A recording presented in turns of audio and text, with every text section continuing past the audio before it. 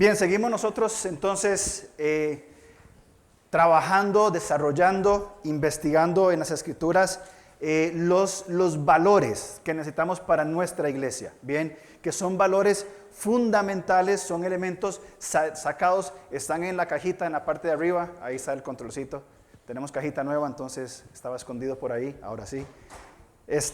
Valores que no son inventados por nosotros, que no nos figuramos nosotros qué decir o qué hacer, sino que son los valores, bien, que nos van a ayudar a desarrollar ¿qué? La visión del Señor y la misión del Señor. Muchas gracias, Gilazo. Muy bien, ahí está.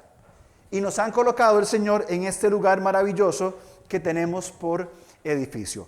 ¿Cuándo fue la última vez que nos invitamos a comer? ¿Cuándo fue la última vez que usted invitó a alguien de la iglesia a comer a su casa, a tomar un café, a conversar de algo? No sé, yo pregunto nada más, ¿verdad? ¿Cuándo fue la última vez que se dio esta dinámica entre nosotros? Ahora, ¿por qué digo esto? Porque las mesas en la Biblia, bien, son muy importantes, son importantísimas. Además de placenteras, por supuesto. Cuando hablamos de comer, compartir, tomar cafecito, es algo maravilloso. Bien, este estilo de vida, donde nosotros vamos desarrollando unidad, comunión, porque, a ver, más allá de un café, más allá del compromiso que tienen los ticos, ¿verdad? Es que tengo un compromiso de invitar. No es compromiso. Es que la casa está muy sucia, no importa. Hay barrio donde pasa la suegra y ya está el asunto, ¿verdad? Se acabó el asunto. Es mucho más allá de eso. Es el hecho de que entonces ahora, en esas mesas, en ese compartir, comencemos a desarrollar o a contestar estas preguntas tan importantes. ¿Por qué soy miembro de esta iglesia? ¿Por qué vengo cada domingo, me siento y después me voy? ¿Por qué escogí esta iglesia? Saben, San Francisco de Ríos está plagada de iglesias. Ahora nos pusieron la competencia aquí a los 25 metros. No les voy a decir dónde para que no vayan. No es broma. Hay aquí a la vueltita en Cristo para la ciudad una nueva iglesia. Aquí está en el bulevar hay como 3 iglesias. ¿Por qué escogió esta? ¿Por qué viene aquí? ¿Cuál es la razón? ¿Bien?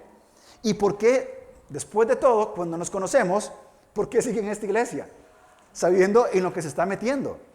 Y es parte de los valores que queremos ir construyendo nosotros como creyentes y desarrollar esa vida con propósito. Bien, nos preguntamos aún más en una introspección, en comenzar a analizarnos, bueno, y al fin y al cabo, ¿por qué voy a la iglesia? ¿Por qué soy creyente? ¿Por qué digo que soy cristiano si me da un poquito de vergüenza? Si ciertamente no vivo como un cristiano debería vivir. Entonces, ¿por qué soy creyente? ¿Cuál es la idea? Vamos por favor a el libro de Hechos, capítulo 2, que fue donde nos quedamos. Y quiero resaltar algo aquí que hablaba con Ervin un día de estos. Si ustedes vieran las conversaciones que tenemos Ervin y yo creo que ustedes nos agarrarían de la mano y nos meterían al chapuy directamente. Total, directo, sin escala. Pero este pasaje de Hechos es muy importante. Bien, todos estamos esperando un cambio, una transformación, un asunto pendiente que dejemos atrás. Algún pecado del cual nos liberemos, o una consagración al Señor, ahora sí de verdad, ahora sí me pongo las pilas. Y estamos esperando un hecho maravilloso, un hecho glorioso. Fijémonos en Hechos, por favor, en Hechos 2:41. Bien, antes de leer Hechos 2:41, leamos Hechos 2, versículo 4. Hechos 2:4 dice, y todos fueron llenos del Espíritu Santo, y comenzaron a hablar en otras lenguas según el Espíritu les daban que hablasen. Todos estamos esperando eso. Que un día de la nada el Espíritu Santo nos llene y seamos ahora sí transformados para siempre. Casi que perfectos. Casi que a la altura del apóstol Pablo, del apóstol Juan. Pero que un día pase eso y ya está. Déjeme, por favor, decepcionarlo. Pero eso no va a pasar. Bueno, podría pasar. Muy probablemente no va a pasar. Eso de un solo día, un cambio, ¡pum! Ya, ahora sí, perfecto para siempre. ¿Qué es lo más probable que pueda pasar? Hechos 2:41 al 47, específicamente el 41 y el 42. Así que los que recibieron su palabra, fruto de esta predicación, fueron bautizados Y se añadieron en aquel día como 3,000 personas. Y perseveraban en la doctrina de los apóstoles, en la comunión unos con otros, en el partimiento del pan y en las oraciones. ¿Saben dónde posiblemente se dé el cambio? Ahí, en la comunidad. En el sentarnos a tomar un café, quitarnos las máscaras, quitarnos los trajes de apariencia de cristianos, de quitarnos todo como dirían los jóvenes, el outfit de cristiano, ¿verdad? Y ser honestos, vulnerables y abiertos. Hace un par de semanas llegó una persona y me dijo: Alonso, estoy luchando con la pornografía. ¿Me puedes ayudar? Por supuesto. Y yo le dije: crezcamos juntos en eso, porque yo no soy tampoco impecable en esto. Crezcamos juntos. ¿Por qué? Porque aprendemos lo que significa vulnerabilidad, aprendemos lo que significa, vamos a crecer ¿en qué? En que un día llegue el Espíritu Santo y ya nunca más problema de pornografía, libre para siempre, ahora soy perfecto. Podría pasar porque Dios es todopoderoso. Pero es lo usual. No es lo usual más bien que el Señor ponga a dos hermanos, como dice la profecía de Amós, que anden dos juntos sosteniéndose, que uno va caminando al lado del otro y se apoyen mutuamente caminando juntos. Y que en un proceso de comunidad, eso es lo que está apuntando aquí Lucas cuando escribe aquí en Hechos. La iglesia procuró la madurez espiritual individual por medio de la experiencia de la vida diaria. Y la experiencia de la vida diaria, entre muchas cosas, ¿en qué se da? Se da cuando comemos juntos, se da cuando salimos juntos, se da cuando entramos aquí a la comunidad y tenemos un tiempo de adoración, principalmente un tiempo con la palabra, por supuesto que sí, pero salimos y entonces, que por cierto ya estamos por comenzar grupos, comenzamos los grupos y llegamos cansados del trabajo, con los problemas, a la casa de fulano, el cafecito, las galletitas, ¿bien? ¿Cómo estuvo tu día? Mira, fue un día complicado, fue un día cargado hoy, realmente estuvo. Y nos abrimos a poder compartir diferentes cosas. Por eso es que nosotros como iglesia queremos pensar en espacios seguros para la reflexión y la acción. Es decir, esta persona vino a buscarme con una necesidad. ¿Por qué? Porque se sintió seguro de hablar. Porque dijo: yo sé que no me van a juzgar, no me van a criticar, no me van a decapitar, sino que me van a ayudar a crecer como un hijo de Dios, lo cual es el rol de la iglesia. Ahora, me puse a hacer una pequeña investigación sobre los principales conflictos, al menos de los últimos 4 siglos. En el siglo XVIII, los principales conflictos fueron en Europa por el desprecio del absolutismo, el despotismo, la colonización en América, Asia y África. Bien, ¿había problemas en el siglo XVIII? Por supuesto que sí. Mi pregunta es esta: ¿qué hizo la iglesia? En el siglo XIX fue el final de las monarquías, la revolución industrial y la independencia de los países latinoamericanos. Vuelvo a preguntar: ¿qué hizo la iglesia? ¿Qué hicimos nosotros? ¿Qué dijimos nosotros? En el siglo XX, de los cuales algunos vivimos en ese siglo, las 2 guerras mundiales, la Guerra Fría, el desarrollo de la tecnología y el inicio del posmodernismo y sus ideologías. Le pregunto: ¿qué dijo la iglesia? ¿Qué hizo la iglesia? Y a nivel mundial es imposible que una iglesia como la nuestra pueda tener un alcance. Pero a nivel comunitario, en este lugar, ¿pudo la iglesia del lugar haber dicho o hecho algo? Siglo XXI, aquí la lista es interminable.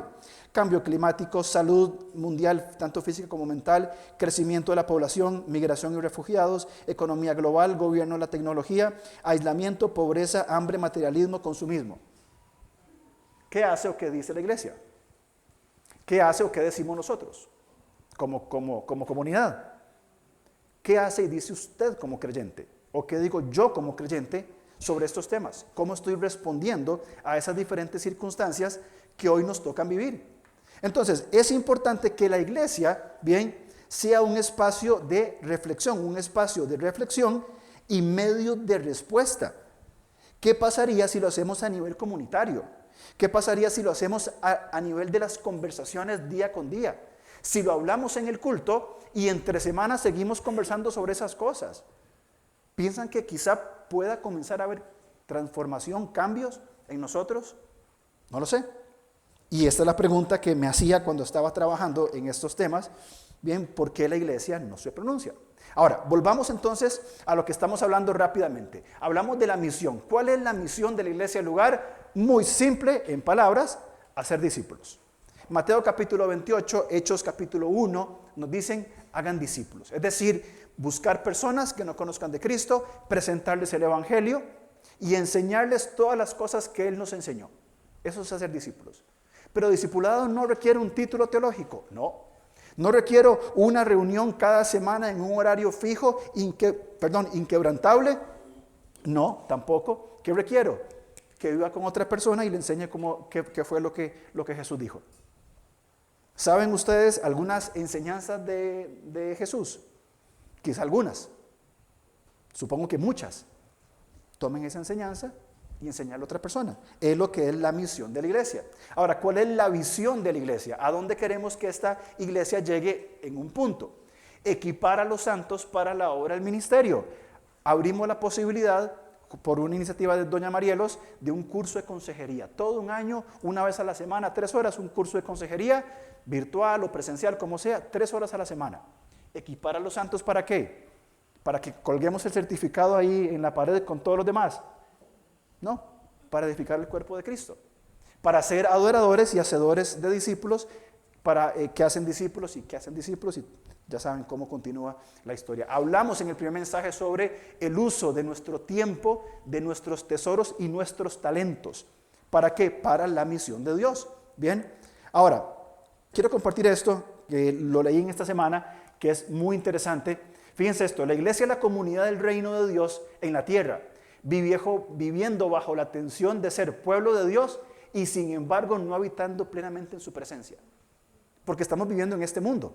Aún no estamos, como oramos al principio, plenamente en la presencia de Dios. Pero fíjense esto, la iglesia, esa es una frase controversial, vamos a ver. La iglesia es el dato más concreto de la realidad de Dios presente en la tierra. A mí me encantó esto. Tenemos la Biblia, por supuesto. Y para nosotros la Biblia, al menos para mí, es lo más concreto que tengo de Dios. Pero para muchas personas que no conocen las Escrituras, el único testimonio, el único dato concreto, ¿qué es? La iglesia, el testimonio de la iglesia.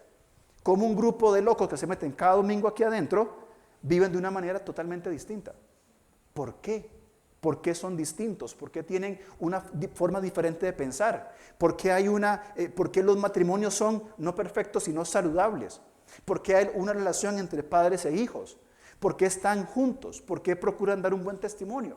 ¿Por qué? Bien, porque somos el dato más concreto de Dios en la tierra. Pero algo va a cambiar, y esto es que en la comunidad de la iglesia el individuo no enfrentará la enfermedad solo, sino, dice, acompañado por la familia de Dios. En el texto sigue hablando sobre enfermedad y algunas cosas, o algunos sufrimientos, y dice, hay algo interesante en cuanto a la comunidad, en cuanto a la iglesia, que es que cuando uno se enferma, no se enferma solo, va a estar otro. Cuando alguien sufre, va a estar otro. Cuando alguien se alegra, va a estar otro. Porque ese es el sentido de comunidad que necesitamos desarrollar para cumplir la comisión, la gran comisión, la misión de la iglesia, y también alcanzar nuestra visión. Bien, hablamos entonces de valores. La semana pasada, establecimos los valores, la semana pasada hablamos de este primero, que era amor y adoración, y hablamos de que la madurez espiritual, bien, determina la cercanía con Dios, y también determina o va a aportar en el crecimiento de la iglesia. Hoy vamos a hablar del segundo, que tiene que ver con comunión y tiene que ver con unidad. ¿Qué dice nuestro segundo valor? Crear comunidad por medio de relaciones de evangelismo y edificación. Parte de los valores de la iglesia, lo que la iglesia aprecia, lo que la iglesia procura, es que todos los miembros, cada uno de nosotros, tengamos en la mente que para hacer la misión de Dios necesitamos, no compromiso conmigo, ni con la iglesia, ni con los ancianos, con el Señor, construir relaciones que edifiquen a mis hermanos, o sea, de la puerta para adentro, procurar ser de edificación para cada persona con la que yo pueda compartir de la iglesia. Y a su vez, construir relaciones con personas que no conocen de Cristo, que están fuera de la iglesia, relaciones inteligentes, no relaciones que acusan, no relaciones que critiquen, no relaciones que señalen juzgando, que es algo que a mí personalmente me desespera un poco cuando me encuentro creyentes atacando a no creyentes por su estilo de vida. Es que usted es un pecador perdido y sin Cristo se va a ir al infierno. lógicamente. No es creyente.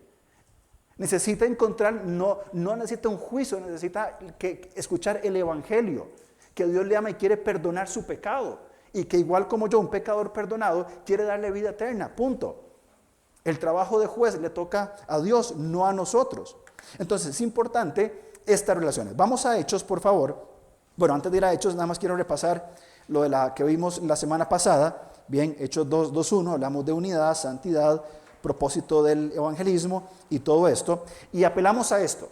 Apelamos a que, ¿qué pasaría? Estamos hablando en un qué potencial. ¿Qué pasaría si? ¿Qué pasaría si cada creyente asume su responsabilidad? Si cada uno asume su responsabilidad. Si cada uno dice, yo este año voy a orar y trabajar para conocer a una persona que no conozca a Cristo y discipularla. Una, en el 2023. De aquí a diciembre, una persona. ¿Es imposible? No, yo creo que no es imposible. ¿Por qué no pasa? Bueno, ya eso va por un montón de direcciones diferentes. Pero ¿qué pasaría si en este año nos proponemos cada uno, es decir, una persona para influenciar, para compartir el evangelio, para mostrarle el amor de Dios? Tendríamos el maravilloso problema de que no estaríamos aquí. Bien, vamos a Hechos capítulo 4, por favor. Y vamos a ver algunas cositas. Hechos 4, 32 al 37. Ahora, antes de llegar ahí a Hechos 4, nada más repasemos. Acuérdense que en el capítulo 3, Pedro y Juan sanan, ¿se acuerdan? A un ciego, a un cojo, que entrando al templo está pidiendo limosna. Y Pedro y Juan paran, ¿verdad? Y el cojo se acomoda para recibir la plata y les dijo la verdad nuestra, ¿verdad? Vea, ando limpio. No tengo ni plata ni oro. Lo que tengo te doy. En nombre de Jesús, levántate y anda. El cojo es sanado, entra saltando al templo, agradeciendo a Dios, ¿bien? Y ahí, ¿qué aparece en el capítulo 4? Fíjense, estos, yo no sé si eran millennials, dice en el versículo 2, resentidos de que enseñasen al pueblo y anunciasen en Jesús la resurrección de entre los muertos. Y los arrestaron, los pusieron en la cárcel hasta el día siguiente. Se da la persecución, ¿por qué? Por anunciar el evangelio, por sanar a un hombre que estaba cojo y que estaba sufriendo. Bien, se da todo esto. Ahora en el capítulo 4 al final son liberados en el versículo 23 y demás. Pero vamos a leer 32 al 37, que es el texto de hoy. Dice, y la multitud de los que habían creído eran de un corazón y un alma, y ninguno decía ser suyo propio nada de lo que poseía, sino que tenían todas las cosas en común, y con gran poder los apóstoles daban testimonio de la resurrección del Señor Jesús, y abundante gracia era sobre todos ellos. Así que no había entre ellos ningún necesitado, porque todos los que tenían heredades o casa las vendían y traían el precio de lo vendido, y lo ponían a los pies de los apóstoles, y se repartía a cada uno según su necesidad. Entonces José, a quien los apóstoles pusieron por sobrenombre Bernabé, que traducido es hijo de consolación, levita, natural de Chipre, como tenía una heredad, la vendió y trajo el precio y la puso a los pies de los apóstoles. Bien, es importante entender cómo aquí la comunidad está junta, bien, y no era una comunidad pequeña. Si ustedes se acuerdan, en el capítulo 4, el capítulo 2 dice que creyeron 3,000 personas. Y por aquí en el capítulo 4, no me acuerdo dónde está, pero por ahí dice, 5,000 personas habían creído. Estamos hablando de un grupo muy grande de personas que habían puesto su confianza en Jesús, bien, y que ahora formaban parte de esta comunidad. Dice que la multitud que había creído era de un corazón y una mente. Muy bien, y aquí hay algo que es muy importante en la construcción de las relaciones, que tenemos que tenerlo en claro nosotros. Bien, distinguir entre dos palabras. En el 32 dice, y la multitud de los que habían creído, hablamos de un grupo de 8,000 personas en esta gran nación. Evidentemente no se congregaban todos juntos, ¿verdad? Por supuesto, sino que parte del cuerpo por todo lado distribuidos. Pero eran de un corazón y de un alma. ¿Se acuerdan cuando estudiamos amar a Dios? Y que decíamos que, o Jesús nos enseñó que el mandamiento más grande era amar a Dios con todo nuestro corazón, con toda nuestra mente. incluidas pues el alma y otras cosas. Son las mismas palabras que usa aquí, corazón, lo que sentimos, el centro de control de nuestra vida, y también con nuestra mente, lo que pensamos y lo que sentimos. Es decir, esta multitud que había creído estaban unidos en lo que pensaban y en lo que sentían. Evidentemente bajo una gran cosmovisión. No es que todos eran robots que pensaban exactamente igual. En la magnífica diversidad de Dios, bien, encontramos diferentes personalidades, gustos, talentos, pero el Señor bajo su cosmovisión las pone en un solo cuerpo. Muy bien. Ahora, estas personas tenían pensamientos y sentimientos similares. Y creo que es muy importante que repasemos estas dos palabras que usamos mucho y que algunas veces quizás nos confundimos, ¿verdad? Pero creo que aquí en este texto es muy claro cómo Lucas nos da esta idea. Primero hablamos de simpatía. En Costa Rica decir que algo es simpático es que es agradable, ¿verdad? A mí me lo dicen muy poco. Pero se habla de gente que es simpática, que es agradable, que qué buena gente que es, qué atento, ¿verdad? Algunos les dicen mucho, a mi esposa se lo dicen constantemente, ¿verdad? A mí me dicen antipático. No, mentira. Pero esta palabra simpatía es la inclinación afectiva entre dos personas, es sentir lo mismo. Es decir, dos personas que comparten sentimientos. Muy bien, dos personas que comparten sentimientos. Si estas dos personas pasaron recientemente por un despido laboral y se encuentran en la congregación, van a poder tener una relación simpática. Es decir, los dos están sintiendo lo mismo. Yo sé lo que significa perder el trabajo. Si dos personas tienen problemas de salud y están pasándola muy mal, pueden sentarse y compartir y conversar y decir, yo sé lo que significa tener un problema de salud crónico. Porque comparten las mismas emociones y los mismos pensamientos. Muy bien. Y en este caso es un poco más sencillo construir relaciones simpáticas con aquellas personas que comparten los mismos sentimientos y pensamientos. Pero la empatía requiere un poco más de trabajo, porque no necesariamente comparten los mismos sentimientos. Es decir, la empatía se va a desarrollar cuando la persona que perdió su trabajo habla con una persona que todavía tiene su trabajo y quizás un buen trabajo, y se encuentran, y la persona que es empática va a procurar, y como dice aquí, va a imaginar o comprender cómo se podría sentir alguien. Es decir, yo no sé lo que estás sintiendo. Yo no he pasado por eso, yo tengo mi trabajo, pero me imagino, supongo, que debe ser muy, muy difícil. E inclusive lo lleva a ciertos análisis para decir, ¿qué pasaría si yo pierdo mi trabajo? ¿Cómo respondería? ¿Cómo actuaría? ¿Cómo me sentiría? Bien, entonces procura y se esfuerza ser empático con la persona. Tendemos nosotros, los creyentes o las personas en general, a no ser empáticos, a ser egoístas. Uy, se quedó sin trabajo, salado, y ahora que viene la entrada a clases, ¿cómo va a ser? Eso es cero empatía, cero carácter cristiano, cero un corazón y un alma. No se da esa relación. Entonces, es importante entender cómo aquí Lucas, nos guía a esta intencionalidad de relaciones. La comunidad estaba junta. Tenían bajo una gran cosmovisión, que es el Cristo resucitado. Esta gran comunidad tenía una intención extra, un esfuerzo extra, ¿para qué? Para que con los que compartían las emociones, bien, y los pensamientos y las circunstancias, identificarse plenamente. Pero con los que no las tenían, ¿qué procuraban? Procuraban entender a la otra persona. ¿Cómo sería la comunidad? Que estamos hablando de crear comunidad, que con los difíciles de amar, que somos aquí algunos cuantos, difíciles de amar, nos esforzamos en amarlos un poco más.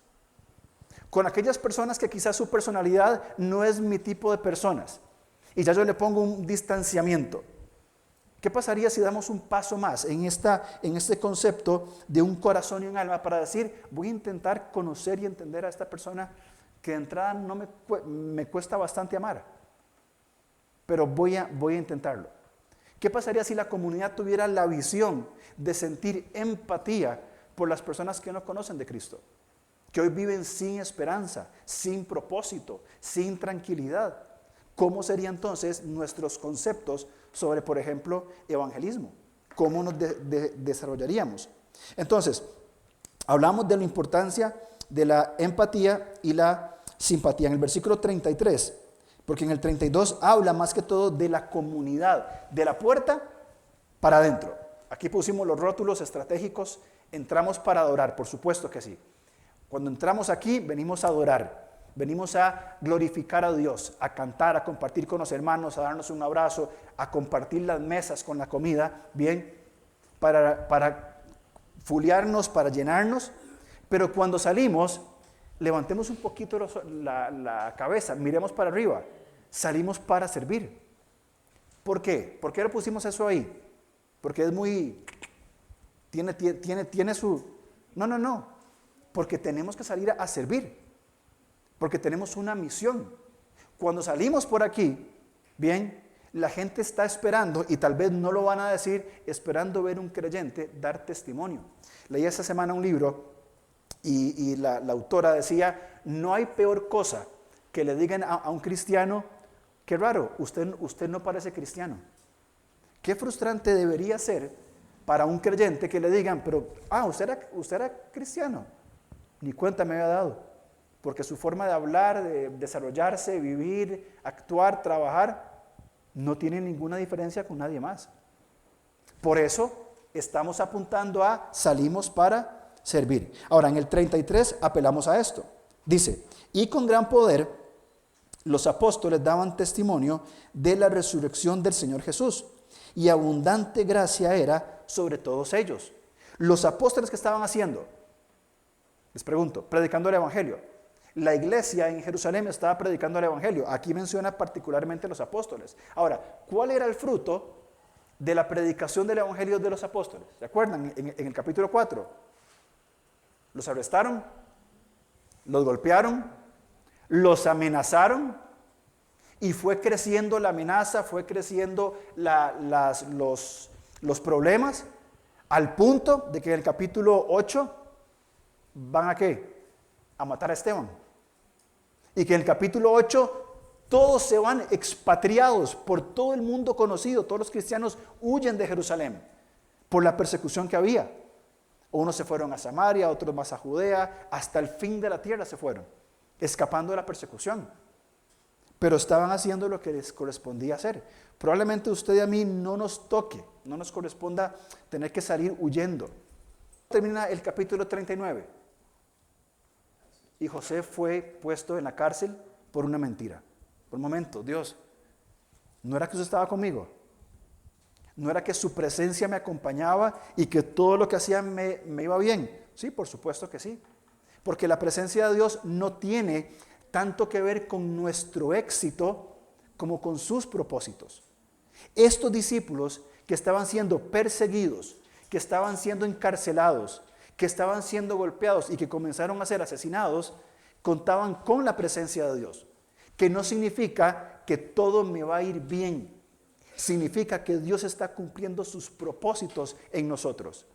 Y bajo la gran comisión, bajo el llamado de la iglesia, es decir, crear comunidad, bien, el llamado, el apelo para nosotros, ¿cuál es? En que no todo nos va a ir bien. Algunos de nosotros nos vamos a quedar sin trabajo. Espero que no sea yo, ¿verdad? Si no, tienen que buscar pastor. Vamos a enfermarnos. Vamos a tener problemas con nuestras esposas. Problemas con otras personas. Vamos a tener problemas en diversas índoles. ¿Significa que Dios nos abandonó? No. Dios sigue, inclusive a través del sufrimiento, sigue guiándonos para que Él cumpla sus propósitos en mí. Que yo pueda entonces, en el mundo en que vivo, en el contexto en el cual yo estoy, simplemente ser luz y testimonio a aquellas personas que están cerca mío, aunque me vaya mal, aunque sea difícil. Entonces, necesitamos nosotros, sin duda alguna, de ser una comunidad que desarrolla empatía y simpatía con el prójimo. ¿Para qué? Edificación y evangelismo. Necesitamos como iglesia crear comunidad intencionalmente. ¿Para qué? Para edificar y para evangelizar. Entonces, ¿cómo edifico si solamente nos vemos los domingos un ratito de 10 a 11 y media, ¿cómo edifico? Si el resto de la semana me aíslo de la comunidad y no tengo nada que ver ni nada que decir y vivo en mi mundo aparte, ¿cómo podemos crecer como comunidad? Bien. Y por supuesto, evangelismo con las personas con quienes nos desarrollamos. Una mala interpretación de estos textos podría llevarnos a una idea de algún tipo de comunismo cristiano. Eso no entra. Eso es totalmente descabellado. O alguna desgracia de la teología de la prosperidad. Cuando lo entendemos bien, inclusive el texto que aparece aquí de Bernabé, fue iniciativa del Espíritu Santo en Bernabé. Tengo una tierra, voy a ir a venderla, bien, y lo que la venda, lo pongo a los pies de los apóstoles. Eso es cuando una persona entiende el propósito de Dios para su vida. Tomó lo que tenía, lo vendió, quiso darlo para los necesitados. Ahora, alguien más hizo exactamente lo mismo, ¿se acuerdan? Capítulo 5, Ananías y Zafira. Vieron a Bernabé, hagamos lo mismo, pero metamos mano en una bolsa y mintamos. Las dos mismas acciones, vender la tierra y darla para los necesitados. Una fue en el contexto, bien, del reino de Dios, en el contexto del evangelismo y la edificación, y sin duda que Dios bendijo a Bernabé. La otra fue hecha para gloria mía. ¿Y cómo terminaron nuestros queridos Ananías y Zafira? Muertos. Entra aquí entonces, en este desarrollo de esta idea de comunidad, la actitud y la razón por la cual hacemos las cosas. Mi querido hermano, usted y yo podemos salir de aquí y olvidarnos del mensaje y olvidarnos que tenemos la responsabilidad de hacer discípulos. Podemos olvidarnos sin ningún problema. Pero el Señor, sin duda alguna, un día nos va a llamar a cuentas sobre nuestra actitud y sobre la motivación de cómo vivimos nuestra vida. Y no estoy hablando que renuncie y se vaya para Papúa Nueva Guinea a ser misionero. No estoy hablando de eso. Del contexto donde usted está, del contexto donde yo estoy. De decir, hay personas que no son creyentes, ¿cómo puedo yo entonces ser testimonio de la gracia de Dios? ¿Cómo puedo construir relaciones de evangelismo y de edificación? Quiero ver dos cosas muy puntuales, nada más. Bien. ¿Qué es esta expresión? Vean conmigo por favor en Efesios 5:21, que es un pasaje sumamente importante en todo Corintios. Bien. En Efesios 5:21. Dice, someteos unos a otros en el temor de Dios. Este versículo es fundamental, bien, no solamente en las relaciones que desarrollamos, sino también dentro del matrimonio, porque en el versículo 22 comienza a hablar de las responsabilidades de el hombre y la mujer en un perfecto complemento en el matrimonio. Si el esposo no se somete a la esposa y viceversa, el matrimonio no va a funcionar. Si quieres saber más, venga a la ronda de matrimonios el 25 de febrero. Muy bien, anuncio. Entonces, en las relaciones que tenemos nosotros hay una expresión importantísima, unos a otros. 12 veces, y se los puedo compartir si me los piden, 12 veces aparece en el Nuevo Testamento el llamado a ¿qué? Amarnos unos a otros, a debernos amor, a ejercer el amor. Y el amor no es un sentimiento, porque yo puedo ver a cualquier persona de la iglesia y tener un sentimiento de aprecio, de simpatía, de amistad, es decir, sí, yo tengo cariño y ya está. Pero el amor es servicio, el amor es acción, el amor es una decisión que nos lleva a servir. Y 12 veces, especialmente Juan dice, ámense unos a otros. Pero el segundo mandato, el segundo unos a otros que aparece, es bien extraño. Salúdense unos a otros. ¿Cómo que salúdense? Hola, ¿cómo estás? ¿Todo bien? Bien, gracias, sí.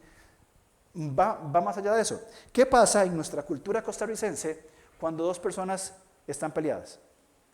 ¿Qué es lo primero que hacen? Le dejo de hablar para que le duela. Gangón, ¿verdad? Que no le dejen hablar uno. Le quitamos el habla, ¿verdad? No te hablo. O cuando nos enojamos con la esposa, la ley del hielo. No voy a hablar, te mando un mensaje. Pero la Biblia nos manda a saludarnos, que tiene que ver con una acción, y no hipócritamente, por supuesto, con una acción de comunión. Salúdense, compartan, tienen problemas, solucionenlo, porque el otro es perdónense.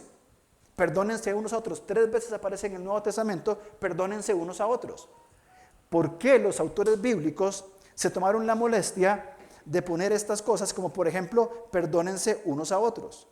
Porque el hecho de tener que perdonarnos, porque sabe el Señor, los conflictos que hay de puertas para adentro. ¿Cuántos conflictos hay aquí en la iglesia? De personas que se dijeron algo, uno que murmuró del otro, de que los hijos se pelearon y las mamás se pelean, común en todo lugar, de que jugando fútbol me pegó una patada y lo hizo con mala intención, de que el pastor no me llama y el pastor se queja, a mí nadie me avisa. ¿Cuántas dificultades no podrán haber? Sin el sentido de comunidad no está la intención de sanar esa relación. Y luego los autores, Pablo, Juan, Pedro, hablan de soportarnos, someternos, exhortarnos, edificarnos 2 veces. El llamado a hacer estas cosas. Soportémonos unos a otros. Y luego otras más todavía que aparecen solamente una vez. Bien, enseñarnos, alentarnos, etc.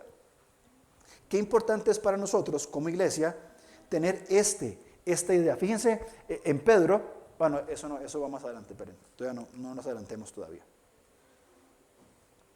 Entonces, es importante en cuanto a la empatía este principio, unos a otros. Pero vamos a Primera de Pedro, por favor, para hablar sobre relaciones de evangelismo. Y Pedro aquí es sumamente claro en cuanto a esto.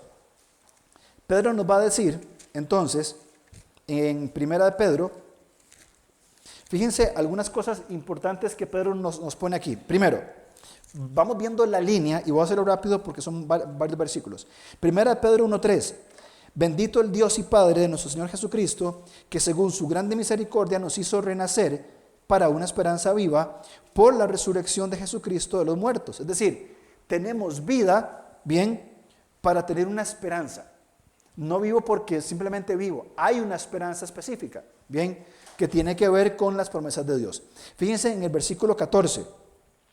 Dice, como hijos obedientes, no os conforméis a los deseos que antes teníais, estando en vuestra ignorancia, sino que como aquel que os llamó es santo, sed también vosotros santos en toda vuestra manera de vivir. ¿Por qué? Porque escrito está, sed santos porque yo soy santo. Estamos hablando de que nacimos, bien, para una esperanza, y la esperanza tiene que ver con esta meta, procurar la santidad. Y vamos desarrollándonos como individuos en busca de la santidad. Capítulo 2, versículo 1 al 4.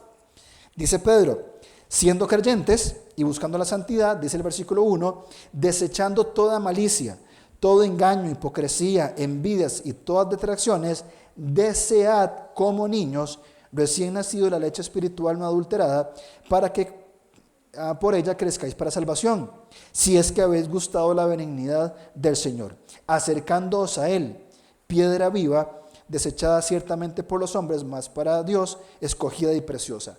Desechar lo que está mal, desear lo que está bien, acercarse a Dios. Creímos por una esperanza, llamados a la santidad. Fíjense capítulo 11, capítulo 2 del 11 al 17.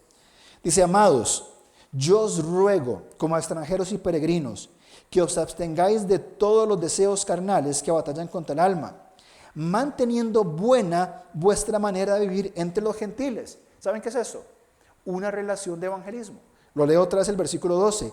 Manteniendo buena vuestra manera de vivir entre los gentiles, entre los que no conocen al Señor, para que en lo que murmuran de vosotros, y en aquel tiempo como malhechores, ¿qué dice el mundo hoy de los creyentes? Tontos, retrógrados, ignorantes, etcétera. Bien, y no importa, no hay problema que lo digan. Glorifiquen a Dios en el día de la visitación al considerar que vuestras buenas obras, cómo ustedes viven en medio de ellos. Versículo 13. Por causa del Señor, someteos a toda institución humana, parte del testimonio, sea el rey como superior, a los gobernadores como por él enviados, para castigo de los malhechores y alabanza de los que hacen el bien. Aquí está, versículo 15. Dice, porque esta es la voluntad de Dios. ¿Saben cuánta gente me encuentro preguntando, diciendo, ¿cuál será la voluntad de Dios para mi vida? ¿Qué debo hacer? ¿Debo ponerme un pantalón azul o un pantalón beige? No lo sé. Mistificando la voluntad de Dios. ¿Cuál es la voluntad de Dios? ¿Qué quiere Dios para mí? Versículo 15. La voluntad de Dios, que haciendo el bien, testimonio, hagáis callar la ignorancia de hombres insensatos, como libres, pero no como los que tienen la libertad como pretexto para hacer lo malo, sino como siervos de Dios. La libertad que tenemos en Él, la libertad que tenemos en el Señor, ¿a qué nos lleva? No hacer lo que me dé la gana, hacer la voluntad de Dios y decir, voy a dar testimonio. Y terminamos en el versículo, en el 3.1, dice, asimismo vosotras mujeres, estad sujetas a vuestros maridos, para que también los que no creen a la palabra sean ganados sin la palabra por la conducta de las esposas. Y en el versículo 7, y vosotros maridos igualmente vivid con ellas sabiamente, dando honor a la mujer como a vaso más frágil y como coherederas de la gracia de la vida, para que vuestras oraciones no tengan estorbo. Familias en una sociedad dañada y corrupta, familias donde se complementan y los roles de hombre y mujer están perfectamente complementados, esposo y esposa, ¿para qué? Para que sean un ejemplo. Oímos gritos, insultos, pleitos, pero esos no son los que van el domingo a la iglesia. Sí son esos. Pero hoy martes se están matando. Aquí lo que Pablo habla, esposas y esposos compenetrados en un testimonio. Y más adelante dice en el versículo en 3.15, dice, sino, de 1 Pedro, sino santificad a Dios el Señor en vuestros corazones y estad siempre preparados para presentar defensa con mansedumbre y reverencia ante todo el que demanda razón de la esperanza que hay en vosotros. Ese es el llamado que hace Pedro. Fuimos salvos, creímos para vida eterna, comenzamos un proceso de santificación, vamos creciendo. Pero en ese proceso somos llamados a dar testimonio, a construir relaciones intencionales de evangelismo. ¿Con quién? Con todos. ¿Dónde? Donde yo esté. Tengo que renunciar a mi trabajo e irme de misionero al desierto más remoto del mundo. Si usted quiere puede hacerlo, pero no es necesario. Donde usted está, en su lugar, en su colegio, en su trabajo, en su comunidad, ahí somos llamados a hacer luz. Ahora, ¿por qué todo esto de que somos llamados a hacer luz y que tenemos un propósito? Si notamos nosotros, en el capítulo 2, versículos 9 y 10, es claro, y lo hemos dicho 1000 veces, 1 Pedro 2, 9 y 10. Vosotros sois, aquí hay una identidad. ¿Quién soy yo? Yo soy un hijo de Dios. Soy linaje escogido, real sacerdocio, nación santa, pueblo adquirido por Dios. ¿Para qué? ¿Con qué propósito? Anuncié las virtudes de aquel que os llamó de las tinieblas a su luz admirable. El llamado es este. Creamos comunidad de la puerta para adentro para edificación. Y necesito tener esa empatía y simpatía clara. Pero de puertas para afuera construimos comunidad ¿con quiénes? Con personas que no son creyentes. Y no estamos hablando, y creo que está más que claro, no estamos hablando de participar de sus prácticas pecaminosas. No estamos hablando de eso. Estamos hablando de acercarnos a ellos para mostrarles la luz, para mostrarles la verdad, la única verdad que es Dios. Para eso estamos llamados nosotros. Terminamos entonces con 3 cosas muy, muy puntuales. Primero, somos seres relacionales. Dios nos ha creado como seres relacionales. Y aunque a algunos nos cueste, estamos en ese llamado de decir, yo necesito desarrollar relaciones sanas, de la puerta para adentro con mis hermanos y la puerta para afuera con la gente que no conoce de Cristo. Porque me necesitan presente para dar testimonio. Segundo, también tenemos que pensar en cuanto a hacer comunidad hacia adentro. Bien, la iglesia no es el culto del domingo. Eso es muy importante. Esto no es solamente la iglesia, es parte de. Es la vida en comunidad que edifica y evangeliza. Porque la iglesia no es el edificio, somos nosotros. Y estamos llamados a seguir viviendo en esa comunidad. Y comunidad hacia afuera. Somos el dato más concreto de Dios en una sociedad que se pierde día con día y que me necesitan a mí presente. Me necesitan a mí, lo necesitan a usted presente. Esta imagen será muy fuerte, ojalá que sea bien fuerte, bien impactante, porque esa es la realidad del mundo afuera. Creen que están bien, creen que tienen vida, creen de que todo está resuelto y que no pasa nada. Pero en realidad se están saboteando a ellos mismos sin darse cuenta de que el pecado los está conduciendo a la muerte, de que el pecado los está condenando al infierno, del cual las Escrituras hablan. Y para quitar esa venda se necesita que personas que ya han sido liberados del pecado, no en la práctica diaria, sino en cuanto a su posición delante de Dios, ¿para qué? Para que puedan ver la luz de Cristo y que puedan pasar de oscuridad a tinieblas, para que puedan salir de la condenación a la justificación. Pero ¿cómo pasa esto? Cuando personas fieles entablan relaciones de evangelismo con los que no conocen de Cristo. Dos cosas puntuales, rápido. Uno, tenemos nosotros un llamado innato de predicar el evangelio. Está en nuestro ADN, debería estar en nuestro ADN de anunciar el evangelio. Segundo, ¿tiene usted la seguridad de la salvación? ¿Se identifica usted con esa persona que está siendo amenazada por el pecado para destruir su vida? ¿O no está seguro de dónde va a pasar usted la eternidad, ni si vive con un propósito hoy? Si es así, si usted no tiene seguridad de su salvación, tome un tiempo y reflexione en todo lo que hemos hablado en estos días y evalúe a ciencia cierta dónde está puesta su confianza. Si usted muriera hoy, ¿dónde iría? ¿Tiene la seguridad que va a ir a la presencia de Dios para siempre y mientras tanto vivir con propósito? ¿O está inseguro de su eternidad y todavía con más dudas sobre su presente? ¿Hubo algún momento en su vida en que usted le dijera al Señor, Señor, te recibo como mi Salvador, como mi Señor, te acepto y te pido que perdones todos mis pecados y me des vida eterna? ¿Puede identificar un momento así en su vida? Si no es así, lo invito a que reflexione con todo el amor que le tengo para que evalúe su condición delante de Dios. Todos somos pecadores, todos. Sin embargo, algunos ya hemos sido perdonados por la gracia de Dios solo por la fe, por poner nuestra confianza en el Señor, y Él nos da vida eterna para siempre y nos da propósito en este mundo. Pero algunos aún no han colocado su fe en Jesús, ni para la eternidad ni para hoy. Y si murieran hoy, lamentablemente, y me parte el corazón decir que estarán condenados por siempre, de acuerdo a lo que la Biblia enseña. Jesús murió y resucitó para darnos vida nueva, aquí en este mundo sí, pero también eterna.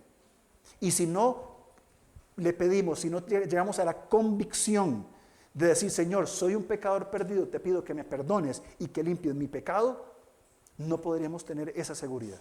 Si usted no lo ha hecho, tome el tiempo y dígale en este momento, Señor, estoy perdido y te necesito. Necesito la salvación que en Cristo Jesús tenemos por su resurrección. Te pido que me des vida eterna, perdones mi pecado y me salves. Para empezar a vivir hoy en este mundo y por la eternidad, la vida eterna que Él prometió. Le invito a que lo haga. Si no sabe cómo hacerlo, búsqueme a mí, busque a Ervin, busque a Vivian, busque a alguna de las señoras, a alguien de confianza, dígale, yo no tengo seguridad de mi vida eterna. La iglesia del lugar no la da. Es la persona de Jesucristo que la está dando y por medio nuestro, Él quiere ofrecerle a usted vida eterna. Si no la tiene, búsquenos. Dígame. Tomamos un café y hablamos sobre esto. Termina el capítulo 39. Y José fue puesto en la cárcel por una mentira. Por un momento, Dios, ¿no era que usted estaba conmigo? ¿No era que su presencia me acompañaba y que todo lo que hacía me iba bien? Sí, por supuesto que sí. Porque la presencia de Dios no tiene tanto que ver con nuestro éxito como con sus propósitos. Estos discípulos que estaban siendo perseguidos, que estaban siendo encarcelados, que estaban siendo golpeados y que comenzaron a ser asesinados, contaban con la presencia de Dios. Que no significa que todo me va a ir bien. Significa que Dios está cumpliendo sus propósitos en nosotros. Y bajo la gran comisión, bajo el llamado de la iglesia, es decir, crear comunidad, bien, el llamado, el apelo para nosotros, ¿cuál es? En que no todo nos va a ir bien. Algunos de nosotros nos vamos a quedar sin trabajo. Espero que no sea yo, ¿verdad? Si no, tienen que buscar pastor. Vamos a enfermarnos. Vamos a tener problemas con nuestras esposas. Problemas con otras personas. Vamos a tener problemas en diversas índoles. ¿Significa que Dios nos abandonó? No. Dios sigue, inclusive a través del sufrimiento, sigue guiándonos para que Él cumpla sus propósitos en mí. Que yo pueda entonces, en el mundo en que vivo, en el contexto en el cual yo estoy, simplemente ser luz y testimonio a aquellas personas que están cerca mío, aunque me vaya mal, aunque sea difícil. Entonces, necesitamos nosotros, sin duda alguna, de ser una comunidad que desarrolla empatía y simpatía con el prójimo. ¿Para qué? Edificación y evangelismo. Necesitamos como iglesia crear comunidad intencionalmente. ¿Para qué? Para edificar y para evangelizar. Entonces, ¿cómo edifico? Si solamente nos vemos los domingos, un ratito, de 10 a 11:30, ¿cómo edifico?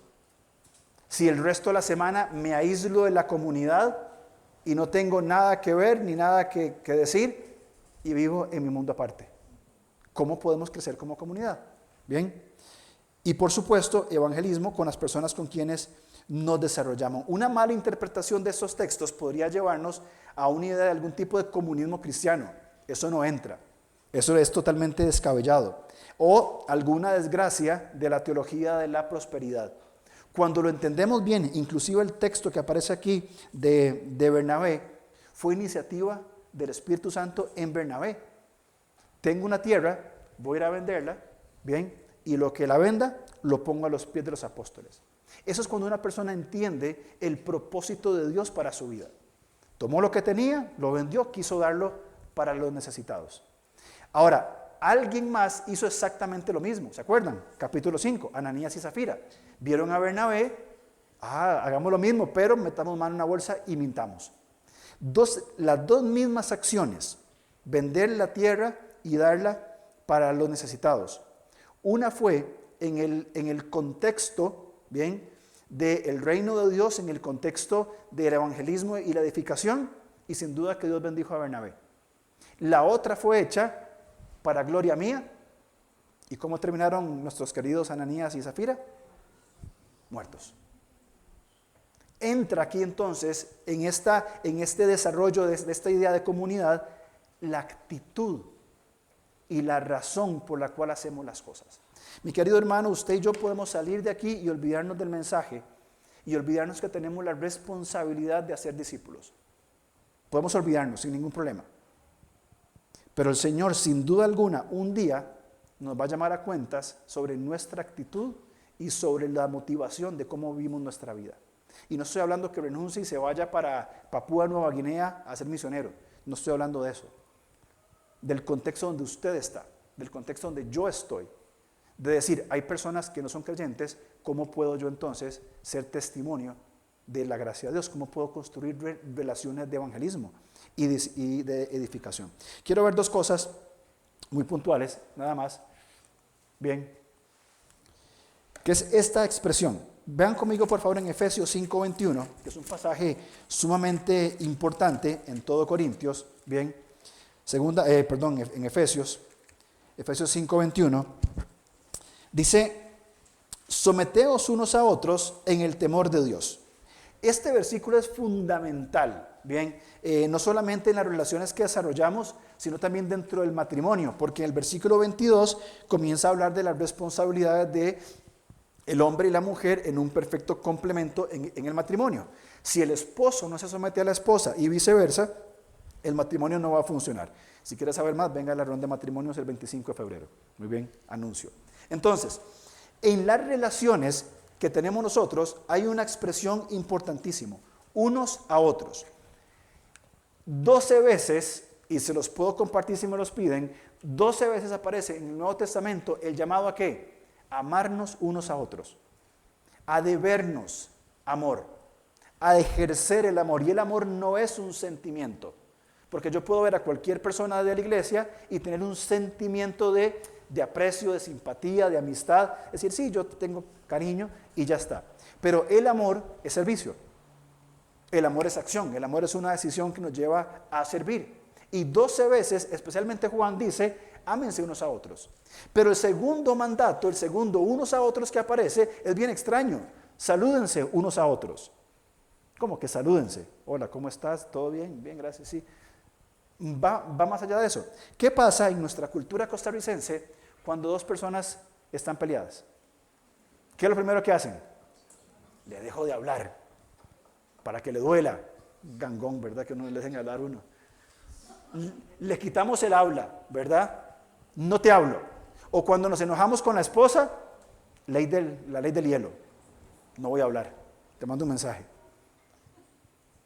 Pero la Biblia nos manda a saludarnos, que tiene que ver con una acción, y no hipócritamente, por supuesto, con una acción de comunión. Salúdense, compartan, tienen problemas, solucionenlo. Porque el otro es perdónense. Perdónense unos a otros. 3 veces aparece en el Nuevo Testamento, perdónense unos a otros.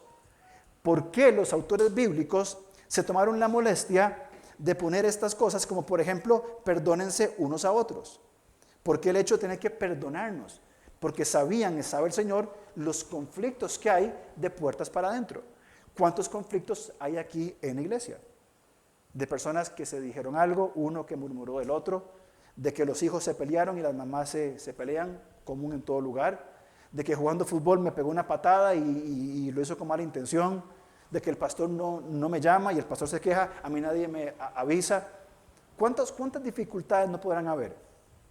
Sin el sentido de comunidad no está la intención de sanar esa relación. Y luego los autores, Pablo, Juan, Pedro, hablan de soportarnos, someternos, exhortarnos, edificarnos 2 veces. El llamado a hacer estas cosas. Soportémonos unos a otros. Y luego otras más todavía que aparecen solamente una vez. Bien, enseñarnos, alentarnos, etc. Qué importante es para nosotros como iglesia tener esta idea. Fíjense en Pedro, bueno, eso va más adelante, pero todavía no nos adelantemos todavía. Entonces, es importante en cuanto a la empatía este principio, unos a otros. Pero vamos a Primera de Pedro, por favor, para hablar sobre relaciones de evangelismo. Y Pedro aquí es sumamente claro en cuanto a esto. Pedro nos va a decir, entonces, en Primera de Pedro, fíjense algunas cosas importantes que Pedro nos pone aquí. Primero, vamos viendo la línea, y voy a hacerlo rápido porque son varios versículos. Primera de Pedro 1:3. Bendito el Dios y Padre de nuestro Señor Jesucristo, que según su grande misericordia nos hizo renacer para una esperanza viva por la resurrección de Jesucristo de los muertos. Es decir, tenemos vida, bien, para tener una esperanza. No vivo porque simplemente vivo. Hay una esperanza específica, bien, que tiene que ver con las promesas de Dios. Fíjense en el versículo 14. Dice, como hijos obedientes, no os conforméis a los deseos que antes teníais, estando en vuestra ignorancia, sino que como aquel que os llamó es santo, sed también vosotros santos en toda vuestra manera de vivir. ¿Por qué? Porque escrito está, sed santos porque yo soy santo. Estamos hablando de que nacimos, bien, para una esperanza, y la esperanza tiene que ver con esta meta, procurar la santidad. Y vamos desarrollándonos como individuos en busca de la santidad. Capítulo 2, versículo 1 al 4. Dice Pedro, siendo creyentes y buscando la santidad, dice el versículo 1, desechando toda malicia, todo engaño, hipocresía, envidias y todas detracciones, desead como niños recién nacidos la leche espiritual no adulterada, para que por ella crezcáis para salvación, si es que habéis gustado la benignidad del Señor, acercándoos a Él, piedra viva, desechada ciertamente por los hombres, mas para Dios escogida y preciosa. Desechar lo que está mal, desear lo que está bien, acercarse a Dios. Creímos por una esperanza, llamados a la santidad. Fíjense capítulo 11, capítulo 2 del 11 al 17. Dice, amados, yo os ruego, como a extranjeros y peregrinos, que os abstengáis de todos los deseos carnales que batallan contra el alma, manteniendo buena vuestra manera de vivir entre los gentiles. ¿Saben qué es eso? Una relación de evangelismo. Lo leo otra vez el versículo 12. Manteniendo buena vuestra manera de vivir entre los gentiles, entre los que no conocen al Señor, para que en lo que murmuran de vosotros, y en aquel tiempo como malhechores, ¿qué dice el mundo hoy de los creyentes? Tontos, retrógrados, ignorantes, etcétera. Bien, y no importa, no hay problema que lo digan. Glorifiquen a Dios en el día de la visitación al considerar que vuestras buenas obras, cómo ustedes viven en medio de ellos. Versículo 13, por causa del Señor, someteos a toda institución humana, parte del testimonio, sea el rey como superior, a los gobernadores como por él enviados, para castigo a los malhechores y alabanza a los que hacen el bien. Aquí está, versículo 15. Dice, porque esta es la voluntad de Dios. ¿Saben cuánta gente me encuentro preguntando, diciendo, ¿cuál será la voluntad de Dios para mi vida? ¿Qué debo hacer? ¿Debo ponerme un pantalón azul o un pantalón beige? No lo sé. Mistificando la voluntad de Dios. ¿Cuál es la voluntad de Dios? ¿Qué quiere Dios para mí? Versículo 15. La voluntad de Dios, que haciendo el bien, testimonio, hagáis callar la ignorancia de hombres insensatos, como libres, pero no como los que tienen la libertad como pretexto para hacer lo malo, sino como siervos de Dios. La libertad que tenemos en Él, la libertad que tenemos en el Señor, ¿a qué nos lleva? No hacer lo que me dé la gana. Hacer la voluntad de Dios y decir, voy a dar testimonio. Y terminamos en el versículo, en el 3.1. Dice, asimismo vosotras mujeres, estad sujetas a vuestros maridos, para que también los que no creen a la palabra sean ganados sin la palabra por la conducta de las esposas. Y en el versículo 7, y vosotros maridos igualmente vivid con ellas sabiamente, dando honor a la mujer como a vaso más frágil y como coherederas de la gracia de la vida, para que vuestras oraciones no tengan estorbo. Familias en una sociedad dañada y corrupta, familias donde se complementan y los roles de hombre y mujer están perfectamente complementados, esposo y esposa, ¿para qué? Para que sean un ejemplo. Oímos gritos, insultos, pleitos, pero esos no son los que van el domingo a la iglesia. Sí son esos, pero hoy martes se están matando. Aquí lo que Pablo habla, esposas y esposos compenetrados en un testimonio. Y más adelante dice en el versículo en 3.15, dice, sino, de 1 Pedro, sino santificad a Dios el Señor en vuestros corazones y estad siempre preparados para presentar defensa con mansedumbre y reverencia ante todo el que demanda razón de la esperanza que hay en vosotros. Ese es el llamado que hace Pedro. Fuimos salvos, creímos para vida eterna, comenzamos un proceso de santificación, vamos creciendo, pero en ese proceso somos llamados a dar testimonio, a construir relaciones intencionales de evangelismo. ¿Con quién? Con todos. ¿Dónde? Donde yo esté. Tengo que renunciar a mi trabajo e irme de misionero al desierto más remoto del mundo. Si usted quiere puede hacerlo, pero no es necesario. Donde usted está, en su lugar, en su colegio, en su trabajo, en su comunidad, ahí somos llamados a hacer luz. Ahora, ¿por qué todo esto de que somos llamados a hacer luz y que tenemos un propósito? Si notamos nosotros, en el capítulo 2, versículos 9 y 10, es claro, y lo hemos dicho 1000 veces, 1 Pedro 2, 9 y 10. Vosotros sois, aquí hay una identidad. ¿Quién soy yo? Yo soy un hijo de Dios. Soy linaje escogido, real sacerdocio, nación santa, pueblo adquirido por Dios. ¿Para qué? ¿Con qué propósito? Anuncié las virtudes de aquel que os llamó de las tinieblas a su luz admirable. El llamado es este. Creamos comunidad de la puerta para adentro para edificación. Y necesito tener esa empatía y simpatía clara. Pero de puertas para afuera construimos comunidad. ¿Con quiénes? Con personas que no son creyentes. Y no estamos hablando, y creo que está más que claro, no estamos hablando de participar de sus prácticas pecaminosas. No estamos hablando de eso.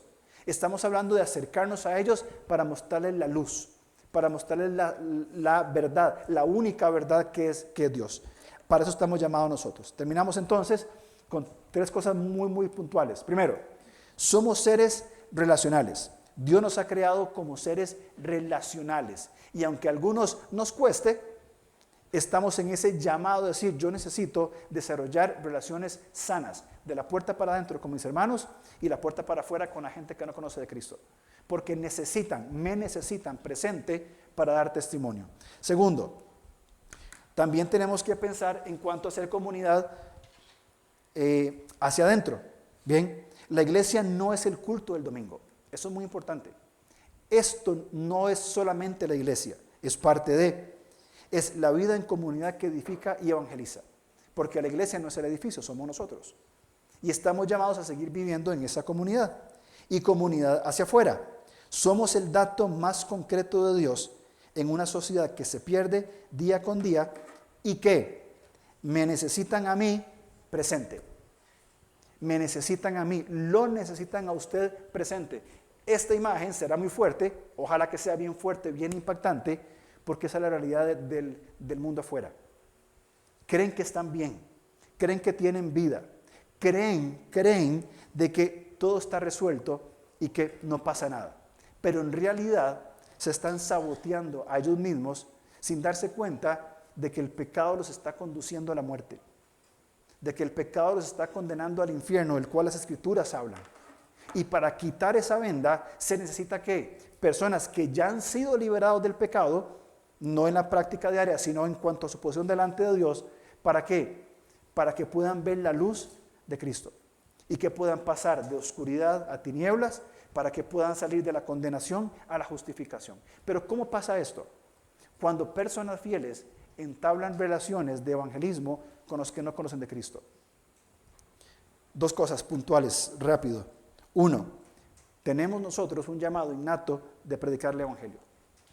Está en nuestro ADN, debería estar en nuestro ADN de anunciar el evangelio. Segundo, ¿tiene usted la seguridad de la salvación? ¿Se identifica usted con esa persona que está siendo amenazada por el pecado para destruir su vida? ¿O no está seguro de dónde va a pasar usted la eternidad, ni si vive con un propósito hoy? Si es así, si usted no tiene seguridad de su salvación, tome un tiempo y reflexione en todo lo que hemos hablado en estos días y evalúe a ciencia cierta dónde está puesta su confianza. Si usted muriera hoy, ¿dónde iría?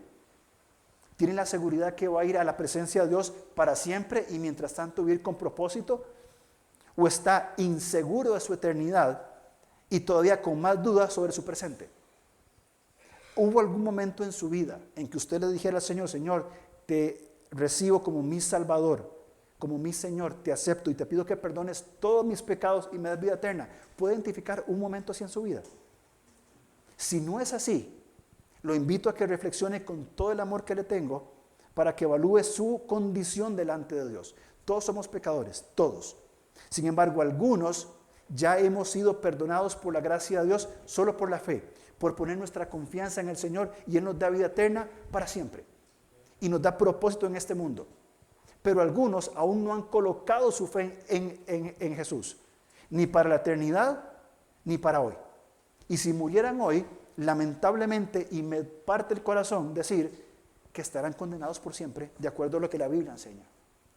Jesús murió y resucitó para darnos vida nueva, aquí en este mundo sí, pero también eterna.